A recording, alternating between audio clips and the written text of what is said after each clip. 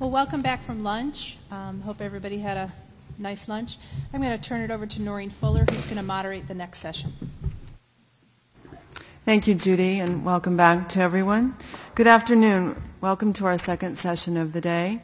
Our panelists in the first session have provided us with an overview of the challenges that are facing students and seeking access to college during this economic time. These panelists have drawn on a wide range of expertise to explain the scope, depth, and severity of the problems. Thank you again to the panelists who participated earlier in this session this morning.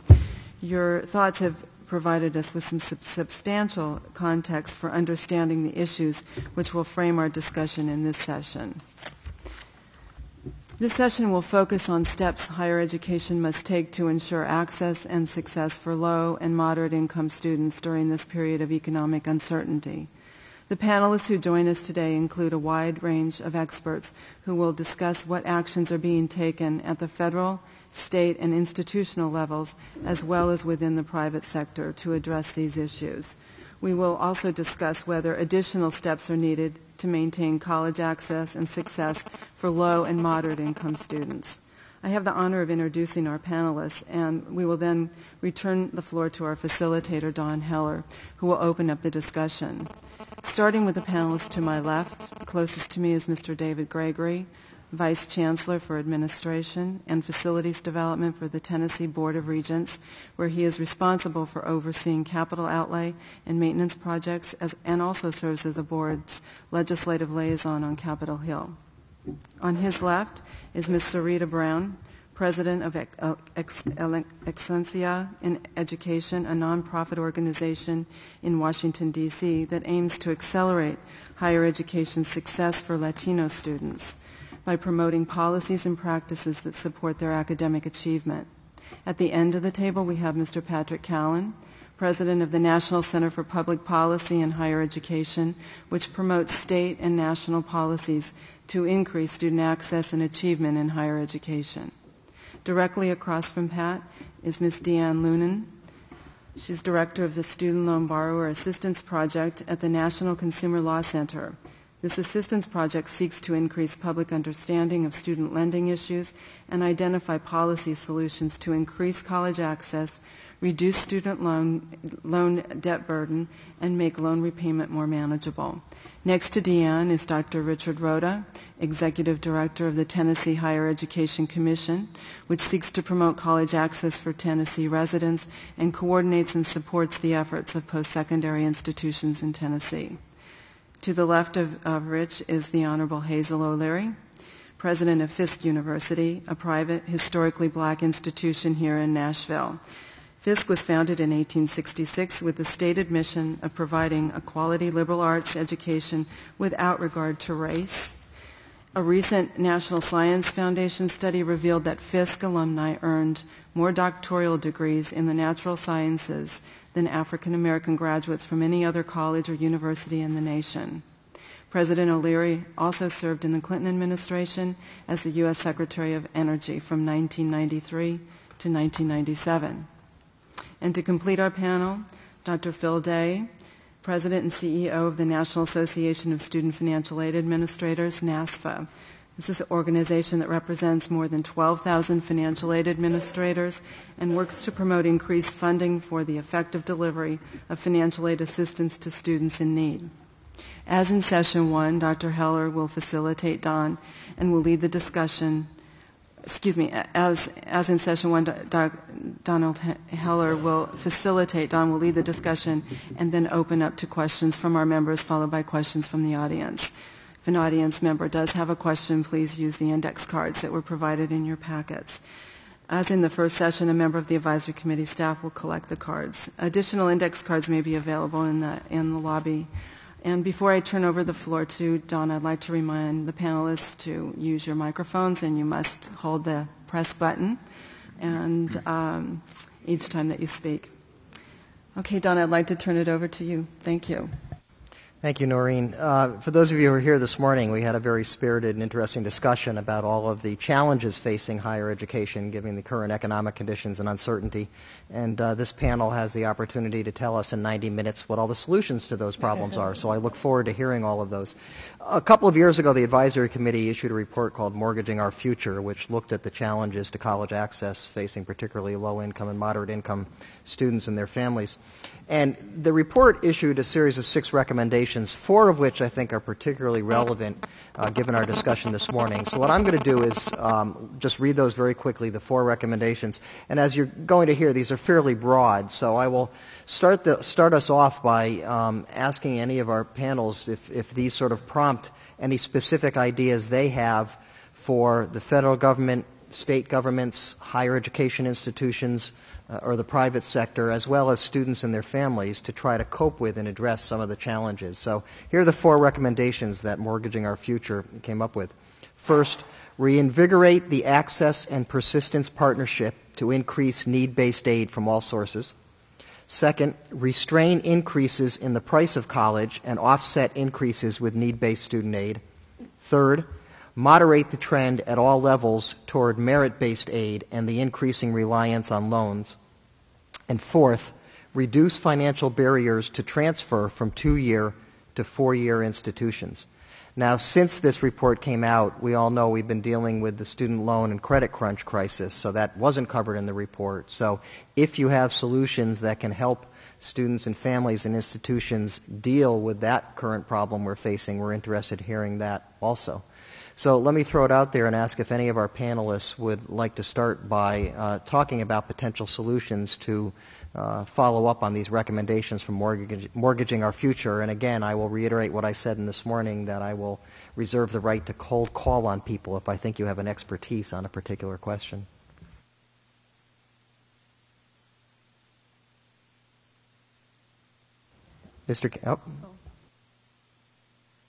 Dr. Day? First, let me just say that it was a very frustrating experience for me to sit here this morning and listen to all of you talk about issues that I have been dealing with for 26 years as a sitting CEO through the period of February 29th, 2008, without jumping right in. I felt like I wanted to grab a chair and come up and say, you want to talk about basic skills, talk about capacity? Not that I had the answers, but I wanted to engage. So you may get a little bit more than what you were asking for this afternoon. I may overcompensate a little bit. But in my new role since March 1st as head of NASFA, and all of what I was concerned about as a CEO, as well as a college educator in the field, working primarily with community colleges and being very, very focused on the issues of student access and success in higher education. It seems to me that when we talk about what we need to do, we have to focus on the issue of, are we talking short-term or long-term? If we want to talk short-term and we want to focus on the issue of how to remediate the problem about student loans, et cetera, and indebtedness and the shift from to merit and away from need, I think we have to, and then also focus on within-the-box analysis. Then we have to do something about taking a look at reprioritizing our decision-making at the federal level to focus attention on how we can really beef up our whole student assistance program, starting right off first with the acknowledgement that the Pell Grant award level that we currently have, even the one that is being recommended the Senate in reauthorization bill, falls far short of what we actually need. The House comes close, but in my opinion, the $9,000 level is not where we need to be. I have gone on record to say that until such time as we address a $10,000 Pell and the idea of front-end loading the grants to the point where every single student who is at a certain income level within the framework of what resources they have available to work to support their participation in higher education, the lowest level of income should be going to college for at least for the first 2 years, absolutely for free in this country.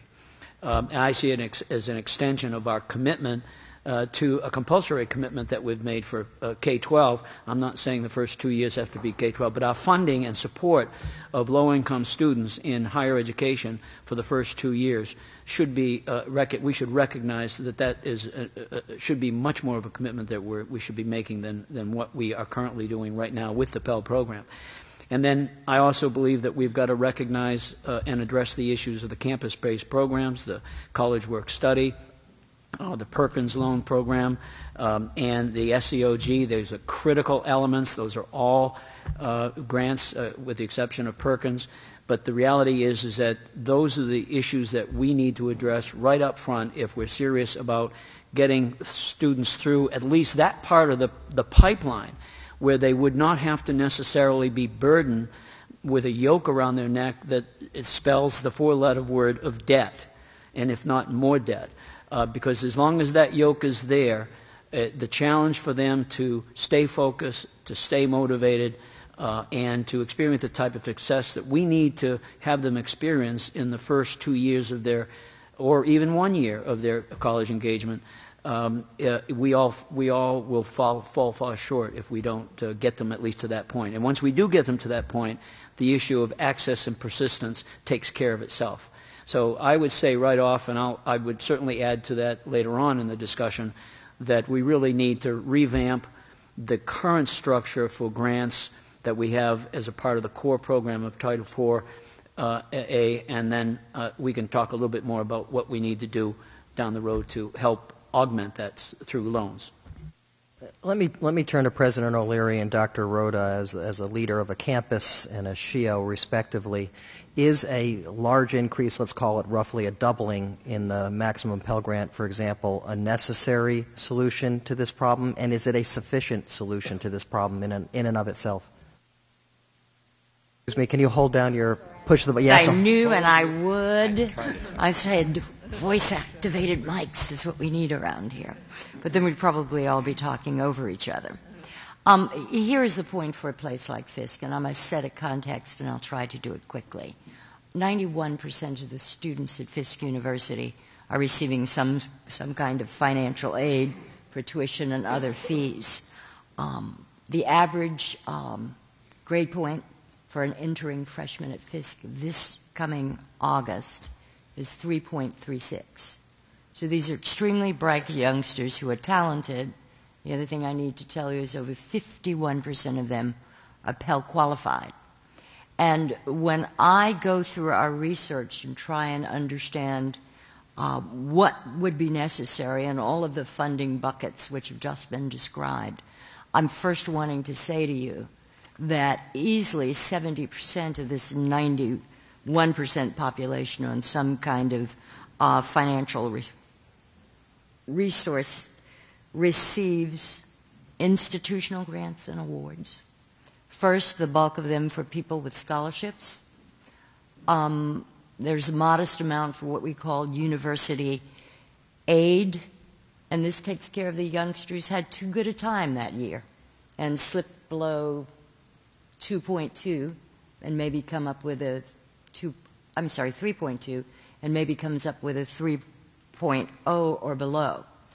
So we are actually using, quote, the need-based money within our institutional capacity to provide scholarships or aid for the very best and the brightest.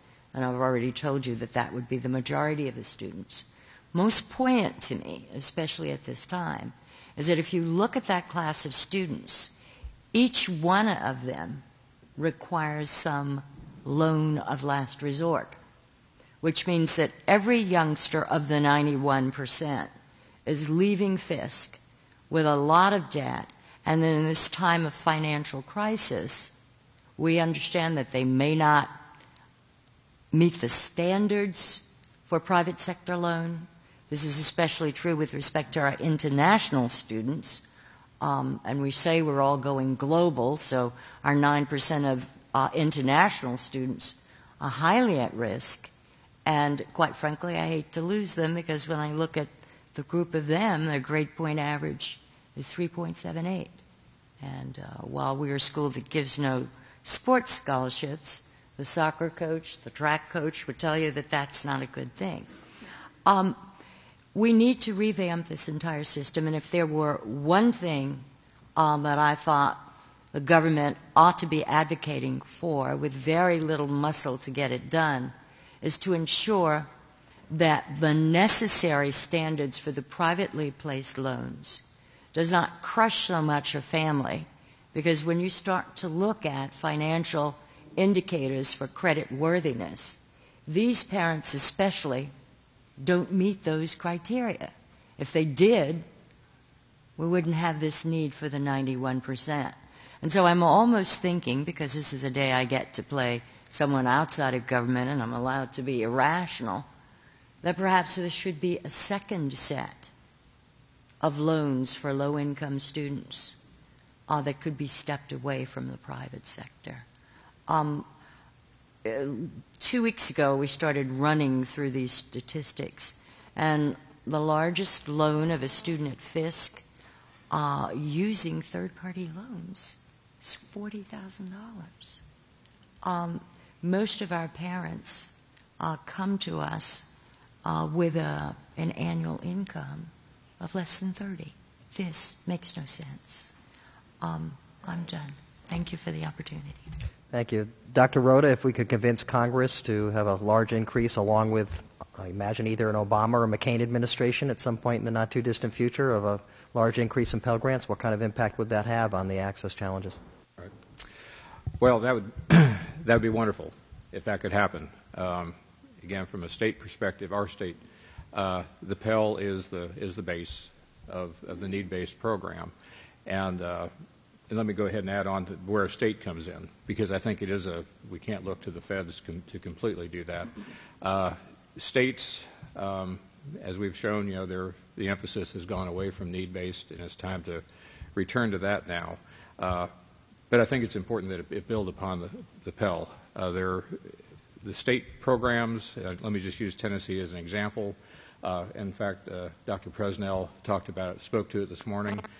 Because of the way we've done our merit-based program, it really has drawn much-needed attention to the need-based program, and so the demand for Pell has been there. But on the state side, the demands have outstripped what we have to work with.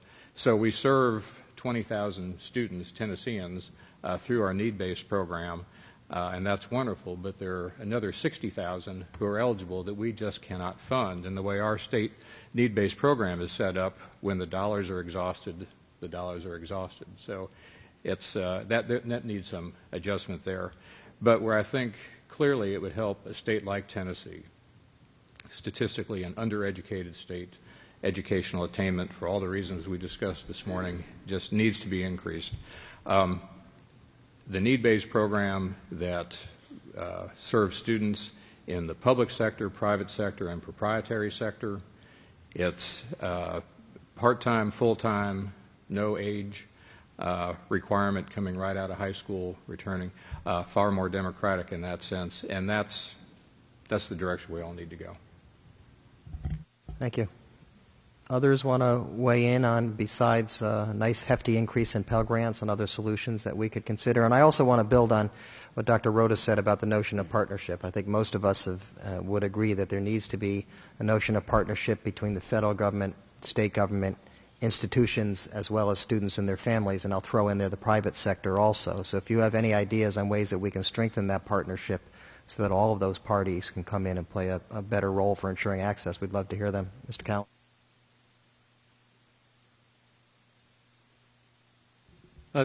Do you have to hold your hand on it? You have to hold it. You have to work here. Is this like multitasking? Can I finally say I've done it? I want to come back to the if we could, to the 4 recommendations that you started with, okay? Because on one hand, I want to, and also to a distinction Phil made right at the beginning of his remarks, I think whenever we get into these times of economic dislocation, my own sense is that very few of our problems in the financing of higher education are due to the fact that we have recessions and periods of economic dislocations. That what those do is expose the chinks in the system, mostly by exacerbating them, and especially exacerbating them from people for the the people who are already kind of on the margin. And so I think there's a real distinction between looking at the short term and looking at the long term. And part of what I agree with all the ideas for the short term. I mean, which of us would be against increasing the Pell Grants? I was kind of a little, on one hand, I thought that the statement of the 4 recommendations was kind of very mild given the magnitude of the problem. I would argue that we have a failing financial system of financing higher education, one that worked very well for about 35 years after World War II and doesn't work well right now. We're not getting the access we need. We're not getting the completion we need. We're falling behind other countries internationally on rates of participation, on rates of completion and educational attainment of our young population. We have a huge demographic shift in the country, which this does not seem to, whatever we've got in place doesn't seem to be connecting with, and I know that financial aid isn't the only part of this. But my sense is that while I think the recommendations are stated in a fairly restrained way, they got one thing really right, and that is the notion that this can't be solved by one party. So there's nothing easier for those of us in colleges and universities to sit around and say the federal government should buy our way out of here. But I saw a recommendation that said restrain increases in the price of college and et cetera. Well, our organization, as you know, does a somewhat, not always terribly popular grading and evaluation of every state, but on issues like affordability every couple of years. But if you look at what's happened from the mid-'80s until 2005, and this averages across all sectors and all states, so in some ways it's not terribly fair, but it's the generalization that I'm going to draw from it still holds. College tuition and fees up 375%, cost to the consumer. Not cost, but cost to the cost of medical care to the consumer, 223%. Consumer price index, 95%, and family income, 127%. Now, whether one agrees with those trends or not, I don't think there's any of us that would argue that we could do that for another 25 years without doing huge damage to the country. So on one hand, I'm for doing whatever we need to patch this system so that the people who are caught trying to go to college in the middle of a very difficult time when personal income is falling, even part-time jobs are getting harder to find in states, and we have all these problems in the loan markets. On the other hand, it seems to me we do a huge disservice to the country if we don't come back to the question of, it's been about 30 or 40 years, really since the debate over Pell Grants in the early 70s, since we really had the discussion about whose responsibility is it to pay for college, and what should we expect of government, families, and students at different kinds of institutions, loans, grants, institutional subsidies, et cetera. And while I don't have the answer to that question, I think until that question gets, I have a sense this isn't something we can tweak our way out of. This country has been flat on access for 15 years. Now, and so I don't think a little money in this program, although I support almost everything that's been suggested here. And so I would just close with this. I kind of want to frame both of those issues as Phil started out. There's a set of short-term issues and there's a set of long-term issues. And if we don't come to grips with both, there's going to be a lot of damage done to the country. Everybody's favorite part of we talk about partnerships, everybody's favorite part of the social compact is a part that confers benefits on them and obligations on others.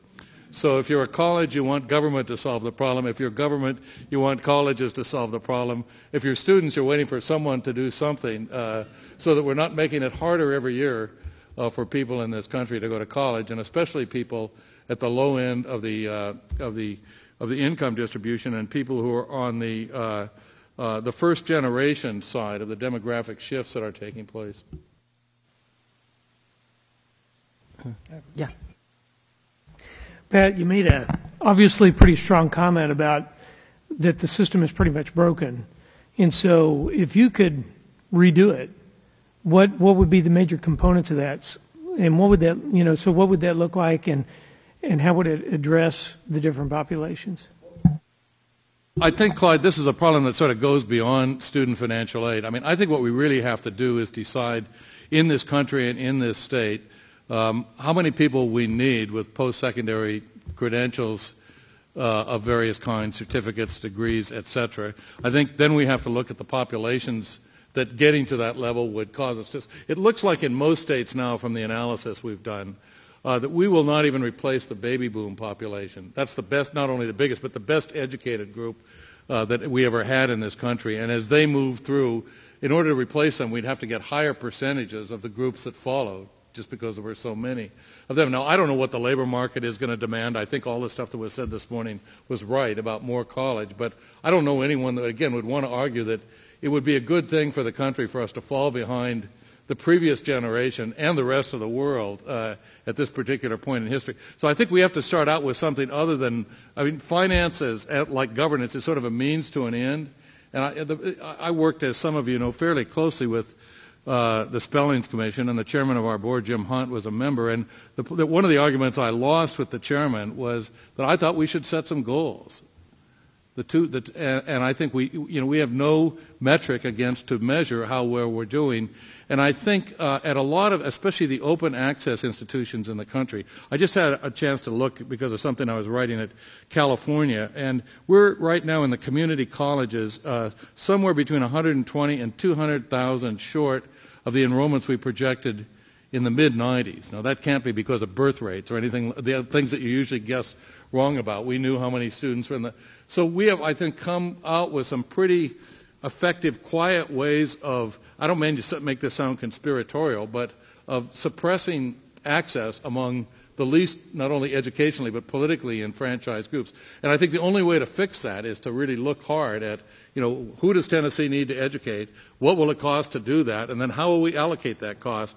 What can we expect from the feds if we're effective? What should the state do? And, we ought to be able to tell somebody with a 6-year-old kid about what it'll cost if you want to send your kid to one of your institutions, Clyde, or to the state university. Not in any precise way, but it seems to me I could make a pretty good case that the system we have now is discouraging low-income people from enrolling at all and middle-income people from saving. Because at least in public higher education, it looks like such a political football, So, I don't know the answer, but I think we've got to get on a process which connects this to something big and something that's very important to society and not just to how we could rearrange programs within higher education. And so I'd start out by trying to really understand what would we have to do to replace the baby boomers? What would we have to do to get an educational level that would be competitive with the OECD countries that have been surpassing us for the last decade now? And then I'd back into, and I think the answer might be a little different in each state and for public and private, but I would back into how to pay for it. And my concern isn't that we're getting the wrong answer. My concern is that in the country, we're not even discussing that problem, which I think is overshadowing everything. Let me turn to Ms. Brown and Ms. Lunin, because both of your organizations, I think, have the interests of students and, to a certain extent, families at heart. Are there solutions that we could look toward students and families to help address some of these issues rather than government organizations or the institutions themselves?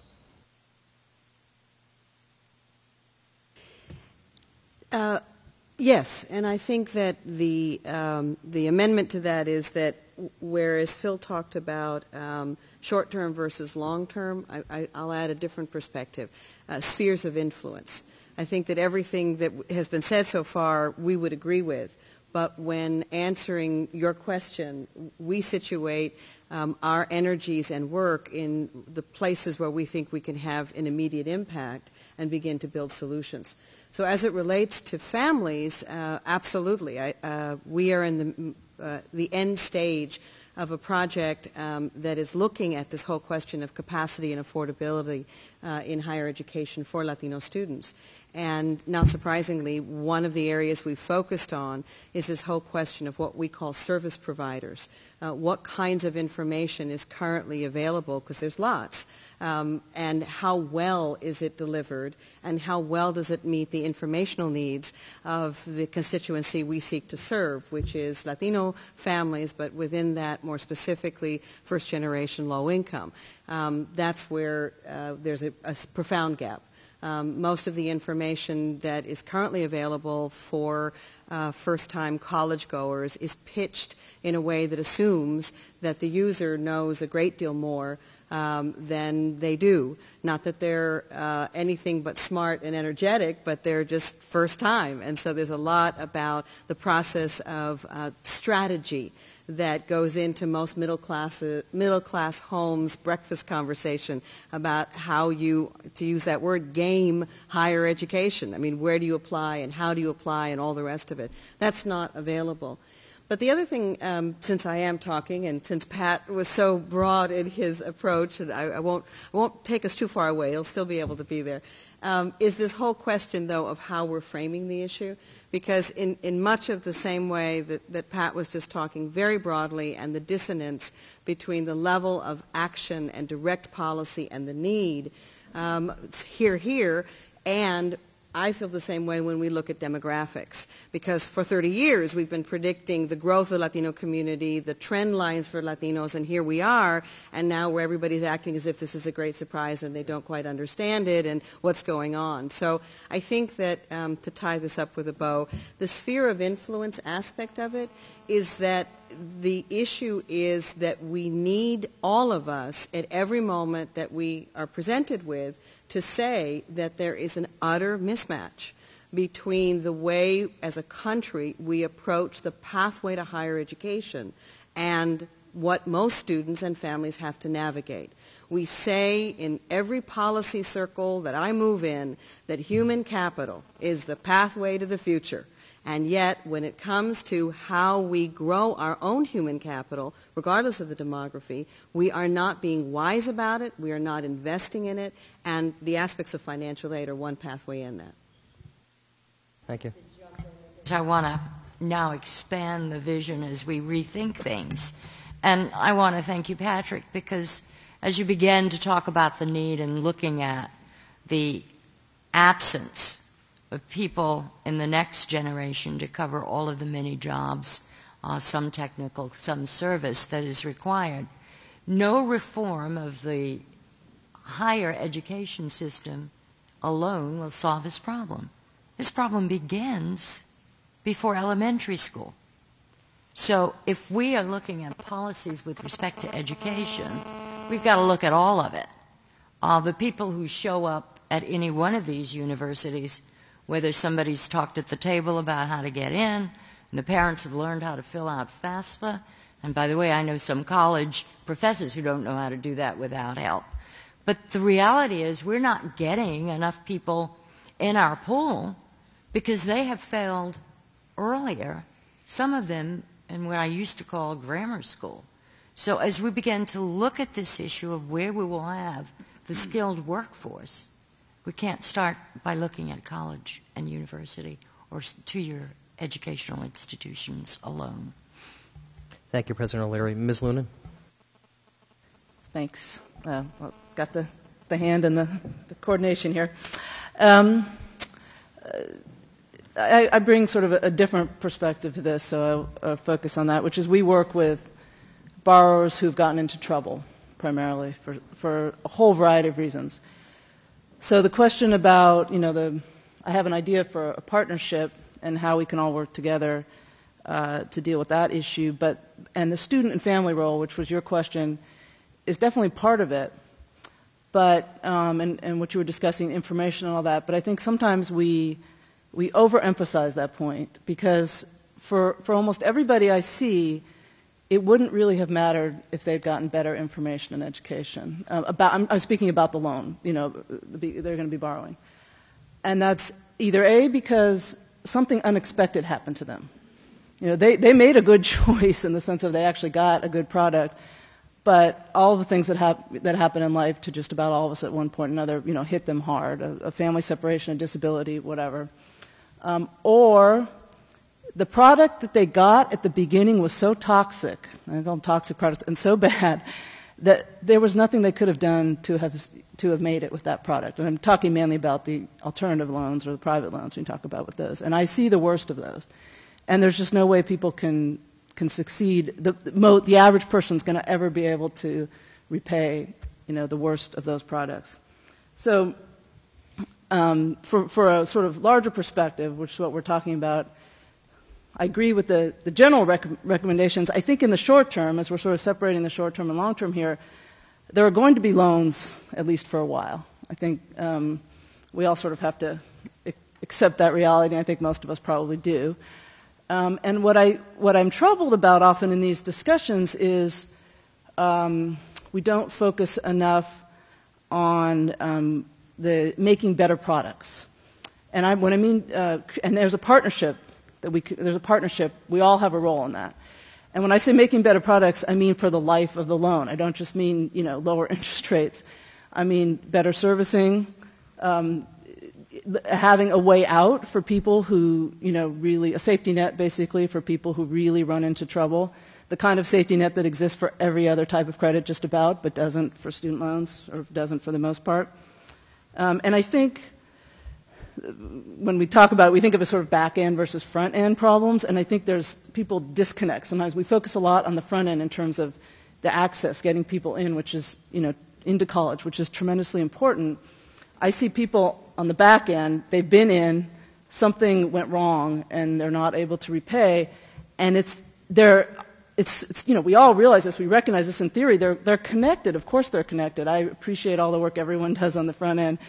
Hopefully people appreciate the work we do on the back end. But in terms of policy, we don't focus very much at all on how there's a real chilling effect that makes sense, that people, they understand we don't want to take out a lot of these loans, and because there's no way out, if we get into trouble. So what I'd like to see, and this is maybe, more of a short term, as long as loans are still around, is a partnership. Students and families are definitely part of it to help understand the information better and all that. Lenders are part of it in the sense of, for example, those who have acknowledged recently that they made mistakes, that they, some have gotten out of the subprime business and said, those were bad loans, we shouldn't have made them. Well, I'd like to see them, help clean up the human damage, that they caused because of that. There's a role of colleges and institutions to get more involved in helping people understand the financing options. It's a cost-benefit analysis, and there are these tremendous benefits. It's a great investment in so many ways, but there also are real costs, and I think we tend to hide those, so we're scared. I think we're scared if people will be, scared away if they know the true costs.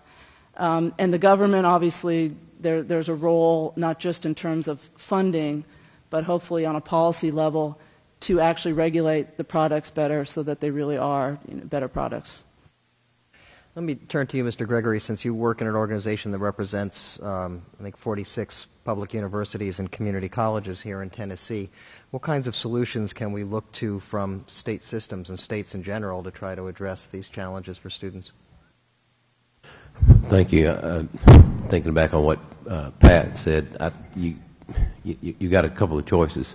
When you get in tough economic times, you can sort of wring your hands and say, well, it's a difficult time, and it sure would be nice if we had a $10,000 Pell Award, and that would help a number of different things. Or it will cause you to do things more critically as you look at yourself than maybe you would in other times. So I think that's what, as a system of institutions, that's what we have to do. And I think that's what we're expected to do, rather than just sort of sit around and say, we'll weather it out and times will get better, and when they do, we'll enjoy those too. We'll sort of ride a wave. I think it makes us look at some things that during good times we would tend to overlook, because they're difficult choices, and it means people have to make changes, and it means that people have to do things differently, and it's easier not to take those things on. And we hit a time in Tennessee right around, I'd say 2000. It was a very difficult time. We had a very difficult time passing the state budget. State employees were being asked whether they were essential employees or not, and if they weren't essential, they had to go home, and it was a terrible time in our state. But through that cycle, it caused the Regent system, and again, for those of you who aren't from Tennessee, we're a system of both universities, community colleges, and non-degree granting technology centers to make some choices that we probably knew that we should have made that we had been putting off. And one real tangible example of that is just reducing the number of hours of degree for a student.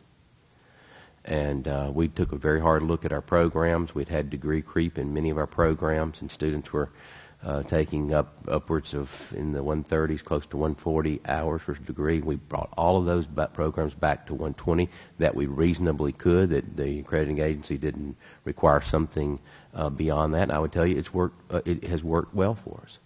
We eliminated 77 low-producing programs in the state. That's not something you necessarily just sort of go out and want to do. But when you find yourself with difficult choices and you bring everybody into the table and you think about those things, it actually has worked. And so we've been able to do that, and we've put ourselves on a cycle, a 3-year cycle of sort of these review processes. It was during that time, and I'm sort of speaking now about that last sort of economic turn down time, but the context I'm coming at it is I think we're at the front end of that again. And I don't know quite how long it will last. I don't guess anyone in the room does. But it was at that time, too, that we took the remedial programs out of our university system and placed them into our community college system. And that has been both a benefit, I think, to students as well as the institutions. And we're currently engaged in a process of redesigning our developmental studies program. And that will help students, since our assessment tools are so much better now. You can tell what a 10th grader, a 9th grader, 11th grader has in deficiency in math and English so much better, rather than just sort of sticking them in a class at a community college and saying, good luck and we'll see you when you get out. We are remediating the specific deficiencies in math. We're doing it in a more efficient way, and once they get through that, they are on and into their coursework. That is a cost savings for the institution. That is a cost savings for the student, and that is a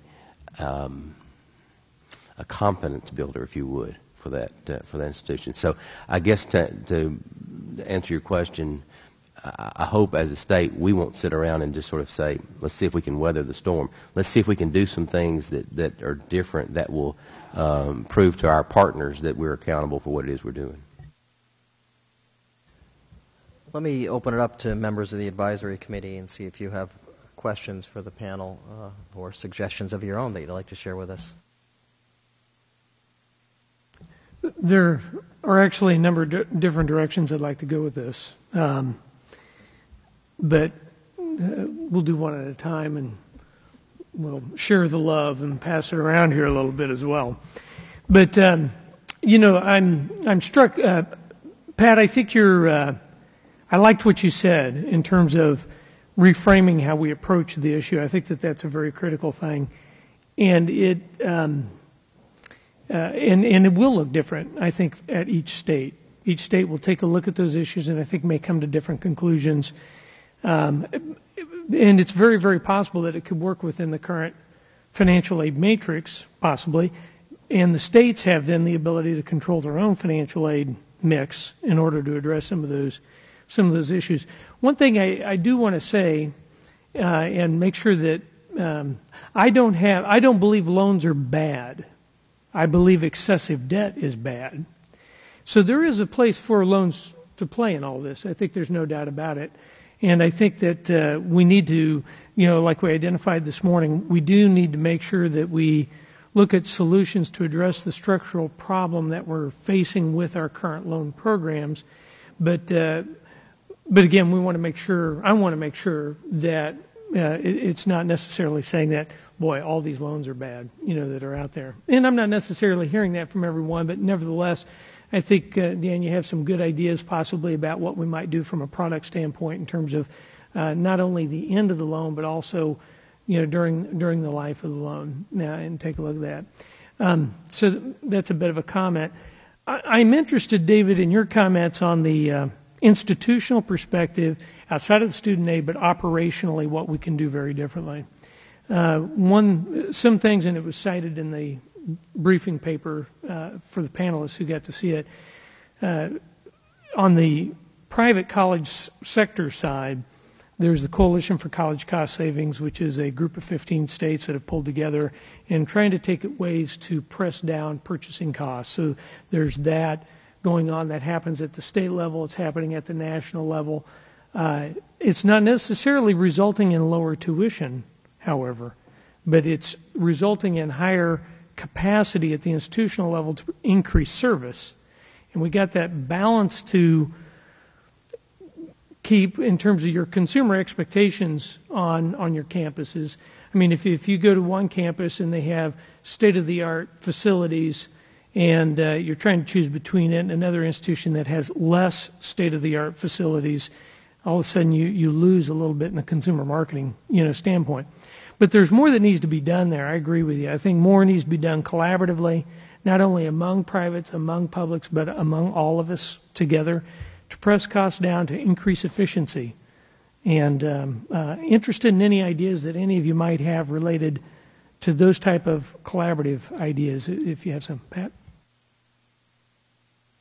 Report last year with our colleagues at the National Center for Higher Education. You have to push your button, Pat. I'll never.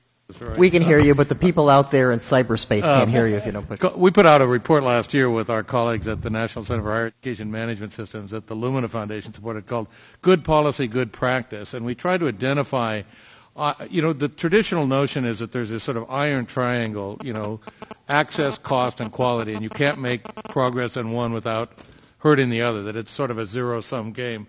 And so we tried to identify a set of ideas that actually have been put in place somewhere that while they did improve the, quote, productivity of higher education, did so in ways that usually improved student performance and I think partly because of technology, and there are a number of really good ideas. But I wanted to say one of my favorites, and Claude mentioned the collaboration across the privates, but I think this requires collaboration across the state in a way that we still haven't got it yet in California. But I think one of the best programs that we've seen is this California State University program, which basically we have a mandatory end of junior year examination in California. Students can then take a voluntary extra, I don't know how long it is, it's not very long, a set of extra questions that were worked out by the CSU faculty that tells them whether their skills are college, whether they could start doing college credit work at a CSU campus. And then they've launched a major initiative to help teachers, and it's in the senior year of high school, get these students up so the student, theoretically the student, the parent, the school all know at the end of the beginning of the senior year what the deficiencies are, and the teachers are getting this in-service help to be able to remedy those. Well, if that program succeeds, it's too early to say whether it will or not, but it won't work unless most of the broad access, if not institutions in the state, will get together and really give a clear signal to high schools about not what test you have to take, because what does the score on the SAT tell you, but what the knowledge and skills it takes. That's where the hard work was done with the public school. So there's an example of something that both makes higher education more effective. We don't have to do as much remediation if it works. Saves the student tuition money because that student has a lot better chance of finishing in 4 or 5 years. And we don't have much tradition of collaborating across states except where there's unified governance, such as in the CSU, to do those kinds of things. And it is a problem that cannot be solved locally, because with the mobility of students, you simply can't have every school, every college in the state with a different set of standards. And higher education, either because it wasn't invited or because it chose not to, didn't participate in this big standards-based school reform movement that's been going on. So we didn't have much influence to make sure that the standards that were set for high schools were consistent with what you needed to succeed in college. And giving these people a snapshot of their skill levels at the end of the junior year so it still can be done. Most people believe the senior year in high school is a joke for most students anyway, so we can use that year, which we're already paying for that. Now, there's an example of something that there's nothing other than our capacity to collaborate and to get faculties to collaborate that's keeping us from doing that, and it seems to me an example of something that improves. There are a lot of others, but I think that's no one in higher education likes remediation, and so why aren't we working harder at things like that? Dr. Rhoda? Well, and Claude, this isn't really going to answer your question about on the operational side, but while you were talking, I mean, that's exactly what I think this Making Opportunity Affordable initiative is all about with Lumina and Jobs for the Future. And Tennessee is still in the running for that, and we hope very much to be a final participant. But that's what it's getting at, productivity and all those things.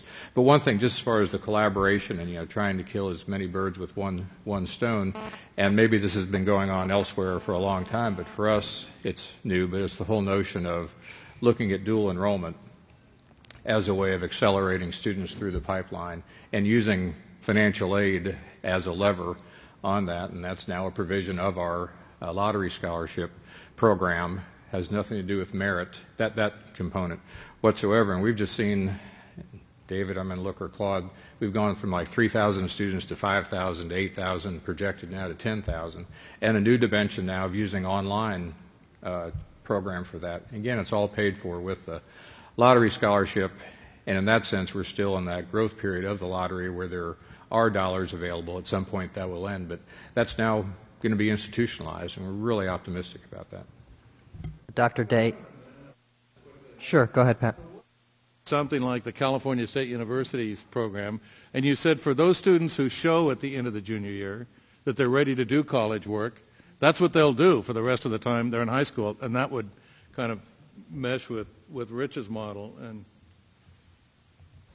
Dr. Day, and then we'll go ahead. Just picking up on Patrick's point, and I think there's another thing that's going on in California that you're probably aware of, because I know the CSUs are in it, and most of the community colleges have joined in, and that is and I can't recall what the label they describe it, but it's a tracking system that has been voluntarily created by K12 Community Colleges, the CSU, and I think some of the UC system, CalPass, which allows for intersegmental data sharing and tracking, which from the point of view of where some of our problems are, the fact that we don't have the capacity to be able to share data between high schools and community colleges for a lot of artificial turf reasons, that throws a monkey wrench, if you will, in terms of some potential collaboration. So I think that system is growing and developing and expanding, and I believe Florida has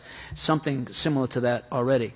So that type of program, I think, allows for some things to happen. The second observation that I'll share with you is that, and this is predicated under the notion that I believe that there are a lot, and my 26 years of experience in the field as a CEO, I don't think that any CEO who's a sitting president, I don't care what segment we're talking about, is consciously about driving up, it makes decisions to consciously drive up their cost. In fact, it's just the opposite. And what they're very poor at doing is documenting all of the different things that we do. We've become salespeople on quality, student attainment, but we don't become salespeople on how effectively we manage our institutions in this country, particularly within the public sector. And I think there's a lot of really exemplary practices out there.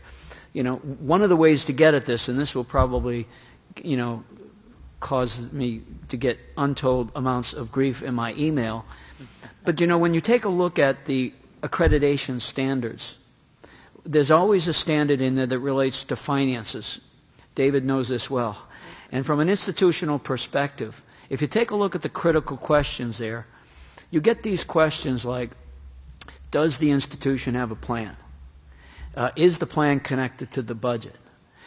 How is the decisions made about allocating resources to support the budget? There's never an opportunity there to answer a question that might be posed that would be like this. What systemic efforts does the institution put forward to try to deal with the realities of trying to control their cost? It's not in there. If something was in there as a standard that people could have the opportunity to identify all of the different things that they do. I could come up with a list of 12 or 15 things as a president of any one of the colleges that I was a president of that would give me an A+ on that. But we don't bring that out to the public. It doesn't get aired, and that's something that I think, in terms of tweaking the accreditation issues and standards, might be a way to get to a better assessment of what's actually going on versus this specter of concern that we have these CEOs and boards running wild and costs are going up like crazy and nobody's trying to control them. Let me turn to Ms. Brown and Mr. Gregory. Then I want to get back to some questions from the committee members. Thank you. To add to the list of strategies that work, we are releasing a report, just because it's timely, next on Wednesday, practices that work for Latino students, and it's focused on 12 Hispanic-serving institutions, baccalaureate granting, and community colleges in New York, Texas, and California. All of them are part of public systems. All of them are working under challenging financial situations, and the campuses that are involved are campuses, I'll speak very specifically about Texas, who have to vie within their own systems to have the kind of resources. These are campuses that have had to deal with the difficulty of no additional resources coming from the state, so they had to wrestle with tuition. These are case studies for campuses that are on the front lines in terms of providing access while focused on success. So I think that the opportunity to grow our own portfolios of what works for whatever constituency we're focused on is there and needs to be done. But when talking to an august group such as this and imagining the coverage of such a group, I think that it behooves us to also ask, what do we do to leverage that? Because yes, we need to be our own cheerleaders, we need to sing our own songs, but I think the issue of how is this good work that is going on within higher education being met by other decision makers? And the group that appears to be getting by with too light a touch, for my taste, is the business sector. I really, now, I'm going to get on my soapbox about the imperative quality of calling the business community to their responsibility to be involved in this conversation. When it is our end products that will be their workforce, it is absolutely necessary that that institutions of higher education, which have always had open doors to businesses, now call businesses to direct strategic management discussions about how they will invest in their own workforce. And among the people who do this very well right now in a very applied and direct, have a direct impact, are community colleges. Days gone by, I might have been squeamish about that kind of relationship, but when we look at the paucity of resources that are there, I think that looking at chambers of commerce, looking at economic development efforts in a state that are very focused on their workforce and the readiness that they display to work directly with colleges and universities that will help them build college graduates who will then become part of their workforce. They need to be in these discussions. Let me just mention at this point that I know the Business Higher Education Forum has an initiative on now where they are actually trying to bring together local industries within a city, the higher education institutions, and the local school districts to try to address some of these issues and develop that kind of partnership. So that's one model that we might want to take a look at. Mr. Gregory?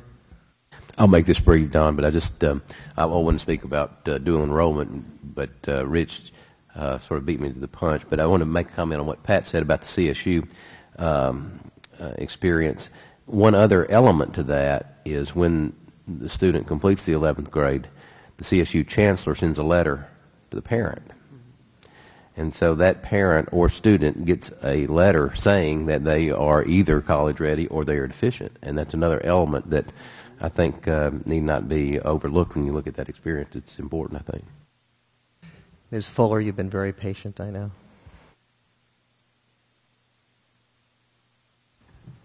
Thank you. Just wanted to get back a little bit to the some of the discussion this morning and the issue of access and having to do with this economic time that we're in. And I wanted to address my question to Dr. Day. I know you've survived your first 100 days in your new job, and it may be a long, hot summer, but I just wanted to know what you thought about coming into, having been on a campus and then coming into your new position. When you assumed your new position, what did you start to hear from institutions regarding the economic situation that we're in, having to do with access, and what areas do you see are fixes for this access problem, and is one area of a fix the HR 5715? How do you see that going? Can you give us a status report on that? Well, I will tell you that almost from day one, although I spent day one trying to stake out what NASFA's position was on reauthorization, and I'm wondering whether that was a lot of wasted time and effort, given the fact that we don't seem to be on first base with that, and there's no real end timetable that anybody can agree on at this point in time. But almost immediately, what I was picking up through my emails and through our communications effort was the concern about the issue of where we were on the student loan credit crunch. And interestingly enough, that came not just from people out in the field, but I'll never forget the time that we were down here in Tennessee on March 7th visiting with Sewanee, University of the South in Sewanee, Tennessee, and I got a call from Missy Rohrbach on Friday morning. She's the chief of staff for Senator Kennedy, and Senator Kennedy had been home watching NBC News the night before, and that was the first national televised statement of concern about what was going to be happening with the lenders and the student loan credit crunch. And he basically got right on the phone with Missy and said, we need to get in touch with some people from the field. And I happen to have 8 or 9 of the top financial aid directors in the country sitting around the table, and we talked on a Friday afternoon for an hour and a half about how to fix the issue of what got televised on the preceding Thursday night on NBC News. Of course, none of us had seen the news, so we immediately had to go to NBC's website and get a replay of it before we had that conversation. But almost from that point on, the first week on the job, all the way through, even to this day, the issue has revolved around what's happening with the student loan credit crunch and the continuing saga about 5715. The elements that were there are all of the things that are in place, are not quite all of the things that we were pushing for. When we recommended that something needed to be done to deal with this situation, we had several recommendations that never were addressed in 5715. One, of course, was increasing the Pell Grant, and if we couldn't increase it directly, to at least take in a negative ESC and allow it to be funded up to a maximum of not to exceed $750. We also said that we absolutely needed to increase the loan limits for all of the federal programs, and we had to get off the student-based issue of eligibility for lenders of last resort and shift it over to the institution's responsibility. And as all of you know, most of those things were put into play. And certainly added to that was new authority being given. We thought the authority was already there with the Secretary of Education, but the staff and she did not. And so the Congress also gave her more authority to wade in on the issue of liquidity, as well as being functioning in the capacity in the final analysis as a lender of last resort.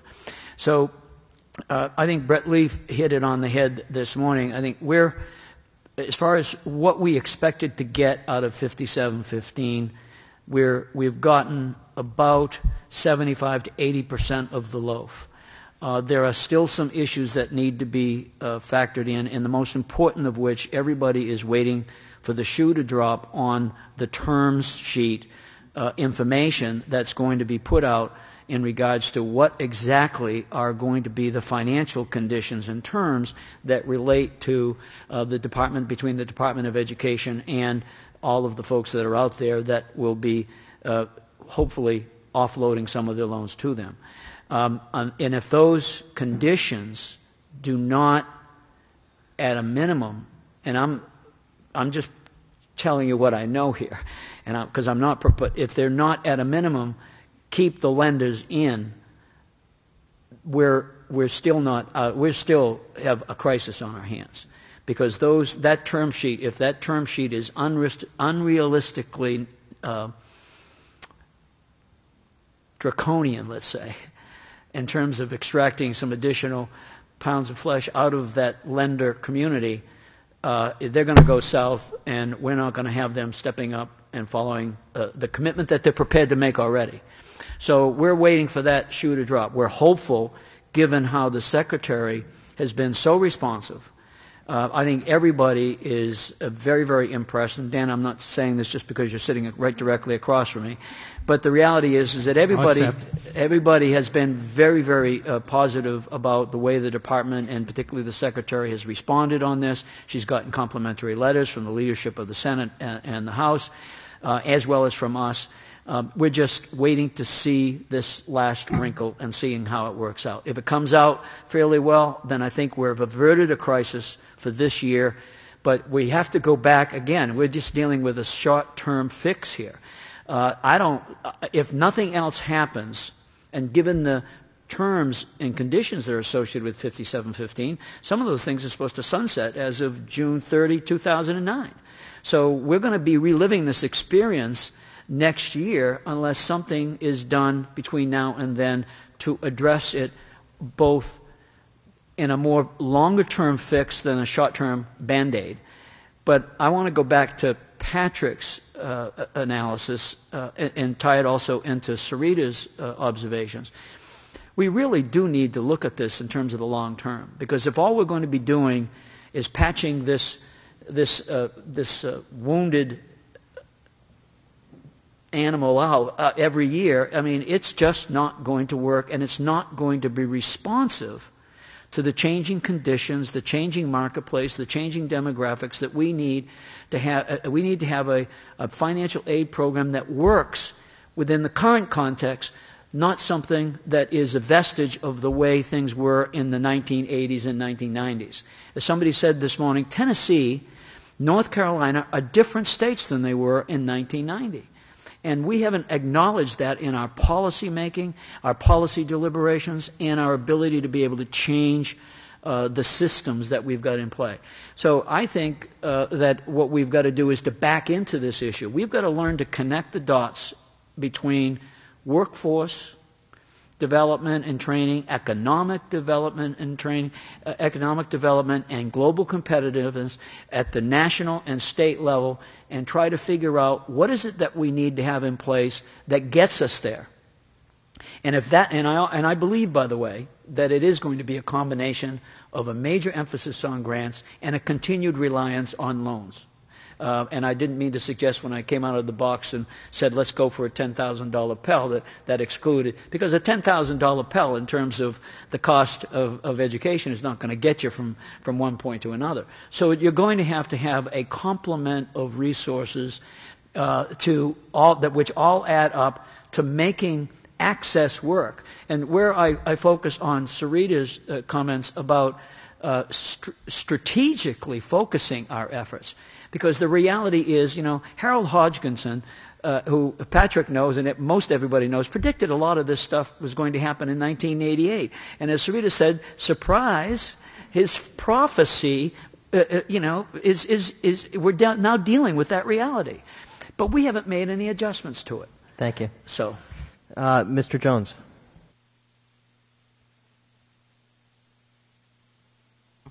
Thank you, Joe. Well, first of all, before I ask my question, I want to thank Pat and Mr. Gregory for alluding to the CSU and the State of California's early assessment program.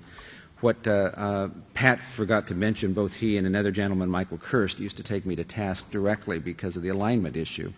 Because for a program to be successful, states have to be able to define what it is they expect students to learn and to know, and colleges and universities need to be able to assess against what the state has said. And we actually had to modify our placement standards to reflect what the state of California, but it has been highly successful. In fact, the committee, those of you longer serving members on the committee will recall I made a presentation to the committee about 2 or 3 years ago about that very program as a way of helping students to change their perception about their college readiness, and that's been successful. My question I wanted to start with was with Dr. O'Leary, because what she's alluding to in a sense is the achievement gap, if I can put a name to it, something on which, about which we're all deeply engaged. California, most recently, we've become an Achieve ADP state. We're also part of the Lumina grant, but that's dealing with, we hope to be one of the finalists too, along with Tennessee. But a lot of interest and focus on closing the achievement gap.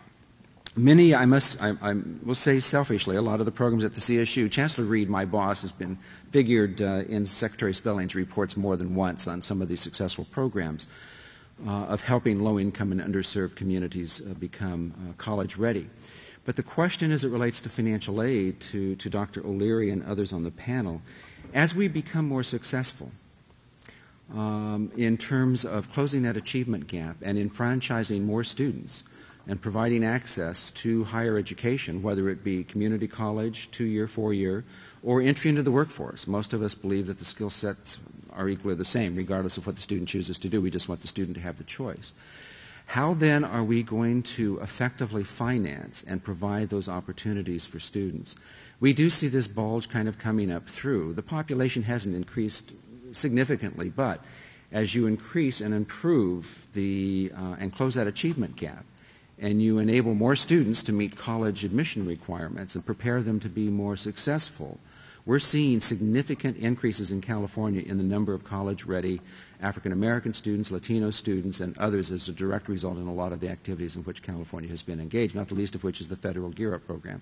So I guess the question is, as it relates to financial aid to you and to others, have you taken a look at that idea and given some creative thought in terms of how we're going to be able to be responsive to the needs as it continues to grow? Thank you. I haven't spent the last 4 years thinking about that, believe me, which will be just how long I will have been president of Fisk. But I have thought about it before I had to worry about the day-to-day issues and a presidency in a very small liberal arts school.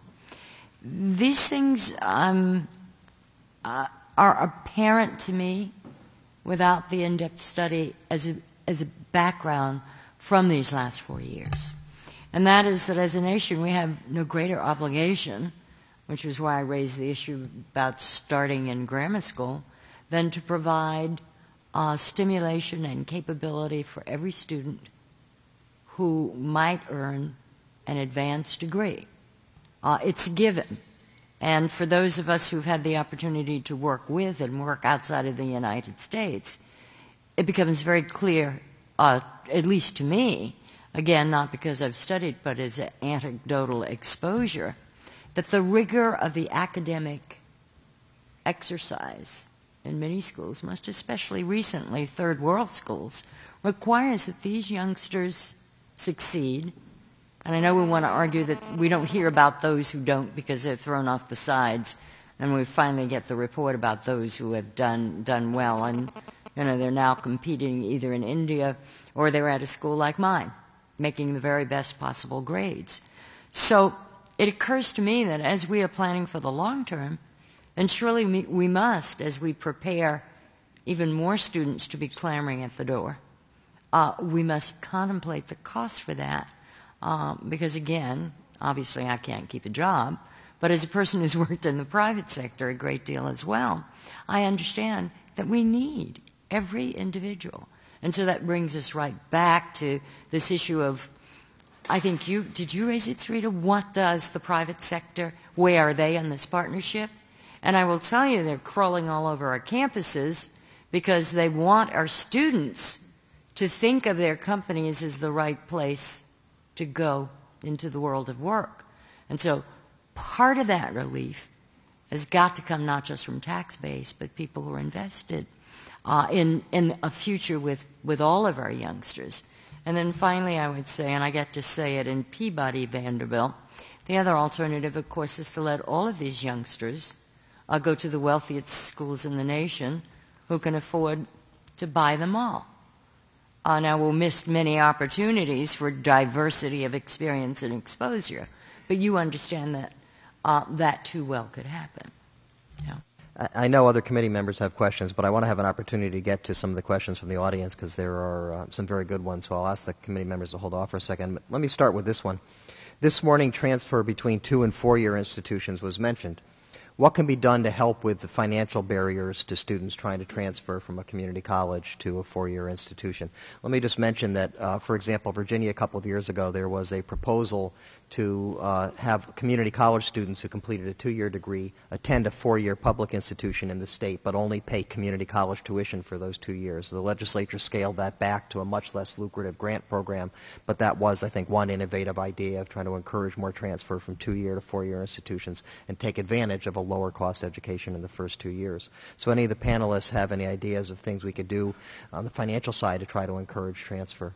Yes, Ms. Brown. A very effective model is in El Paso, Texas, where the University of Texas at El Paso and El Paso Community College have joint applications for financial aid. So from the time that the student begins their studies, they articulate their full goal in terms of pursuit of a baccalaureate degree.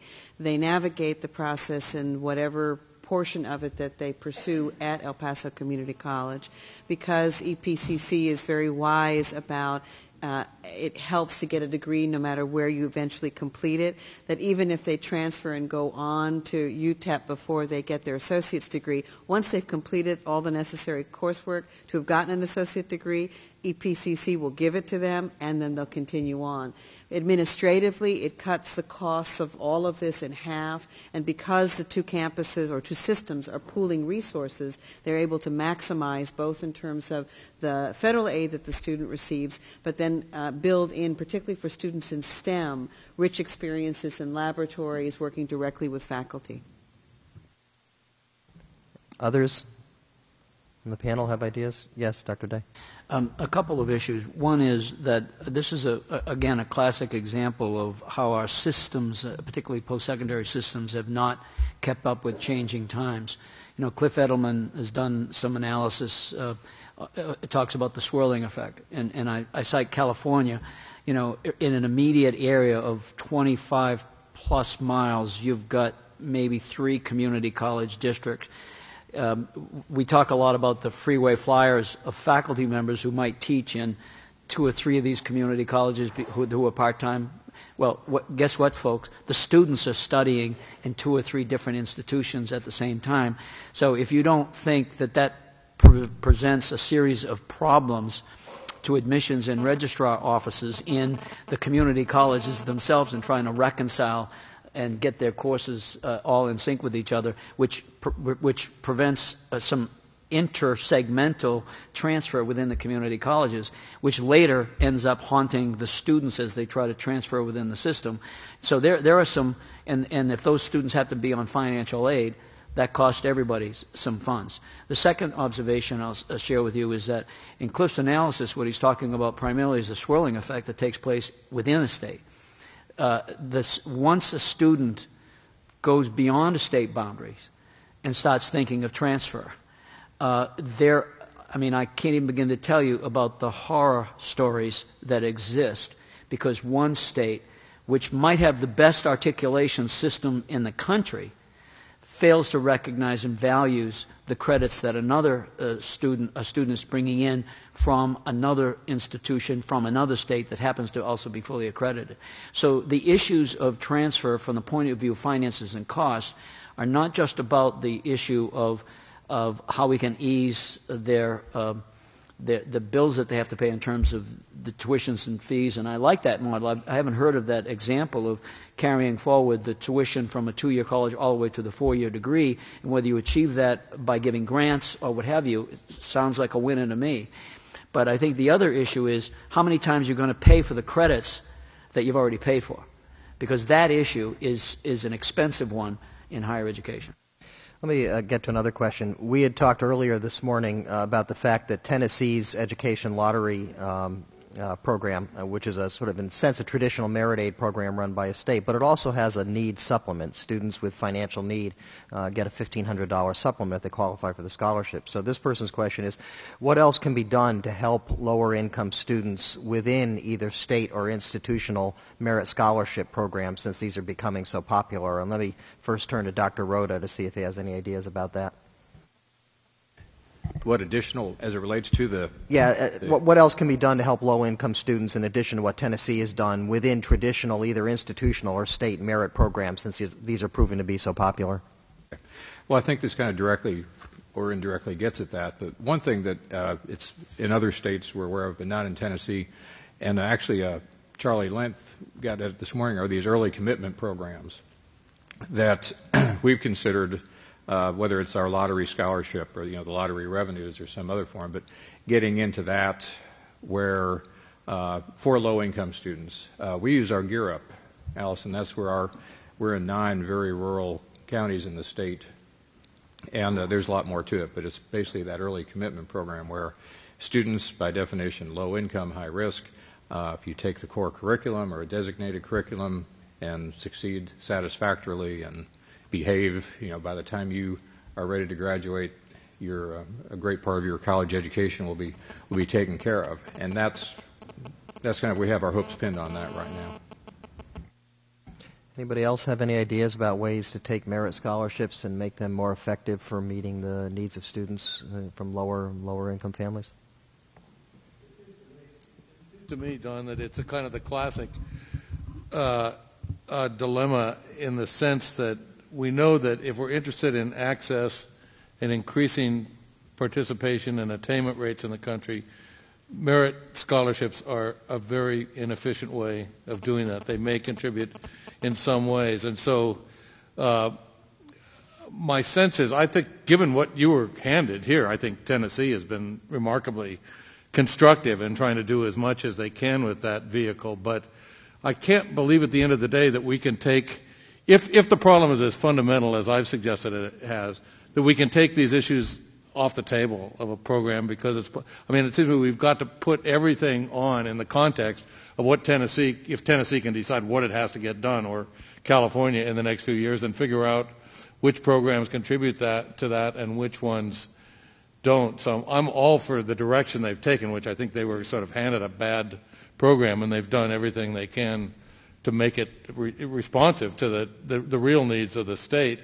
And I'm not saying that I don't think it helps some people. I don't think reducing the debt of some students is a bad thing, but it isn't getting us to the scale of increasing access and college attainment that we need to. And so it's the same. I think we ought to do what we have to do in the present crisis to patch things up so nobody gets killed because they're in college in this particular year or two period when everything is sort of out of sync. But I think we really better talk. And I know that in no state that I know that has one of these programs can you start the conversation with that.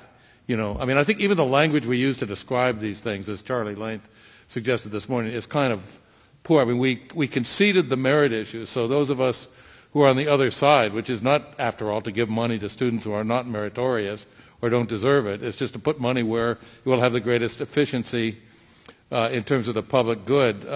So we have to find a way to reframe that issue, I think, and as I say, I'm all for doing the short-term patches. I like what they've done here in Tennessee, but I think if we go down that path as a long-term strategy, the result will be there will not be enough money to do the things that the state really has to do, and our job is to help states face that trade-off, because it's going to take something big and nasty and threatening, like we won't be competitive economically, to get the magnitude of change I think that we need.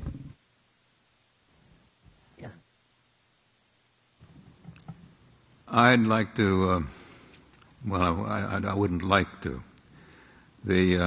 I've been involved in the current conversation for 20-some years, and we have never gone much beyond this point. It reminds me when I first went to London after 10 years in New York. I, of course, knew everything there was to know, and you've already discovered I'm an instant pontificator on almost any subject. I was at a cocktail party pontificating about what was wrong with the British economy and what they needed to do to solve it. A professor at the London School of Economics looked up at me and he said, "Claire, if the solutions to our problems were obvious, they would not be secret." Well, there have been no secrets in this room this afternoon. There have also been no epiphanies. We're kind of like the person who does data research for 12 years waiting for somebody to come down and say what's significant about what he's been doing for 12 years. But it's time to do something, anything, without being concerned about whether we're doing the best thing. And this is a classic case of the engineer's rule, you know, that the best is the enemy of the good. And but we've had enough talk, and we are not going to come up with a program that works instantly and to which everybody says huzzah, and we trot off victorious. But what I've just said isn't helpful either.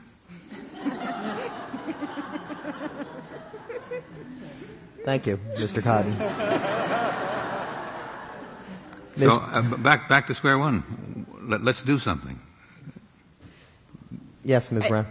The one thing that this committee has done well and can do again is to raise the issue of merit aid versus need-based aid. I offer a hypothesis in terms of the merit-based aid in that it follows the tradition of higher education to pursue prestige. And so it's a simple way to get really smart students to come to your institution. I know that that's not novel, and I think many have observed that. But I think creating a vehicle, whether it's a newsletter, whether it's an essay, but to say that pretty plainly and to contrast that with meeting this enormous public policy challenge, which is to grow the capacity of this country in terms of human talent, how much easier it is. And since we all like an intellectual challenge, why take the easy way out, which is to try to get one state smart students versus another state? And instead, let's look at the students that we have before us and make them the stars. Dr. Giles? I think at risk of being unpopular, I'm going to maybe name an elephant and be a little bit of a skunk at the picnic here. Very nice mixed metaphor. Yeah. Okay. I'm trying to mix them all in here. One of the things that I'm concerned about is that while we've talked about the partnership and the role that everyone needs to play, we've talked about the role. We've talked about what role business needs to play, and I want to talk a little bit more. Make sure that we talk a little bit about what role the school institutions have to play, and really at two levels. We've talked a little bit about coordination and transfer issues. The second one that we really need to work on that we've touched on is the data issue, because it points back to something that I am concerned about. I can tell you that 90% of my outreach students get to your campuses, but I can't tell you what happens to them once they're there with any great certainty, except that I've been able to negotiate some very, very specific data sharing agreements. What does concern me, and this I think is maybe the elephant in the room that we haven't talked about, is that one of the greatest inefficiencies in the system and one of the greatest costs of the system is really the low completion rates, graduation rates that we've got within the institution. If we are investing a significant amount of money in sending students to campuses and 40 or 50% of them are actually completing degrees within a 6-year period of time, that's a very, very inefficient model for the utilization of resources. And I'm kind of reminded, and I'd like to get people to think about this a little bit more. When we talk about remediation, one of the things I'm struck by is that our model of education may not be adapting very quickly to the needs of the students that we have today. In some ways, remediation is a conversation about here is a model built upon what we want to see in our students rather than a model built on what we actually have in terms of skills to work with. And if we have a policy that I think goes as far as folks have said to really specifically identify what it is that we need within a state, we're going to have to relook at that particular model. We're going to have to start educating people where they are, not where we wish they were. And I think the second thing that we're going to have to acknowledge is that I spend a great deal of time and energy supporting students through these outreach programs. if those students are going to succeed on your campuses with as much academic support and as much skill and talent as they have, they're going to require supports that most institutions are not accustomed to providing in order for them to succeed. And so that I think that as we take a look at the kind of access issue, we need to attend seriously to the support that these students are going to need on campuses and not consider that as a separate expense, but consider that in the context of the tremendous waste of resources that takes place when those students get to your campuses and drop out. And I welcome some responses. Let me just say a word about that. You're right. We have completion rates from baccalaureate institutions in this country that hover around 50%, depending upon what measure. And just as I think most states probably overstate their high school graduation rates, I would posit that 50% completion rate is perhaps not quite as bad, because one of the things that loses is transfers. You may have some baccalaureate-seeking institute students who decide, for example, to reverse transfer to a community college and get a certificate or an associate's degree and make an active decision to stop there because they've achieved the credential, they've changed their plans since they first started. So I agree that I think there's some room to move in increasing attainment rates and success rates, but I also think that the negative publicity around that 50% figure on completion rates is probably somewhat undeserved, particularly as we said, we've got so much swirling and transfer going on now that clearly there are other kinds of completion students are doing that don't factor into that 50% rate. Mr. Cowan. That is to say, the students we do track are the ones most likely to complete. And so you could make the argument that we're overstating or understating. We don't really know, but I would be a little cautious about either conclusion.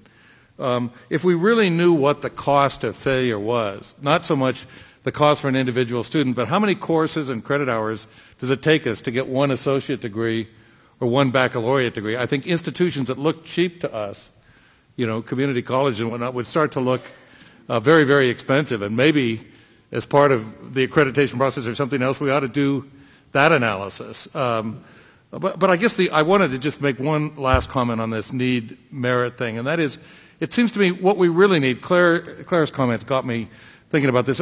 We've got to take this back to first principles in a way that doesn't negate our ability to act, that doesn't paralyze us in the short term. I mean, I think those of us I haven't been in as many of these conversations as Claire has, but I mean, there was a time when we thought, remember when we had the argument about Pell Grants back in the early 70s, there was a time when we thought the best financial aid system would be one that gave the resources to the student and let them make their choices on educational grounds.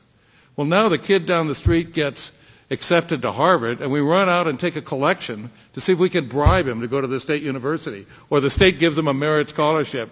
I mean, what happened to the idea that we would let institutions compete for students, not bribe them? And states the same way. I mean, states are spending this money thinking that it's economic development on merit aid, even though we know that the students most likely to leave these states after graduation are what? Science, engineering, and high GPA. So we really ought to, and that's why I think if we start the conversation, as several others have suggested, with the students themselves. I mean, who are the real students we have to serve?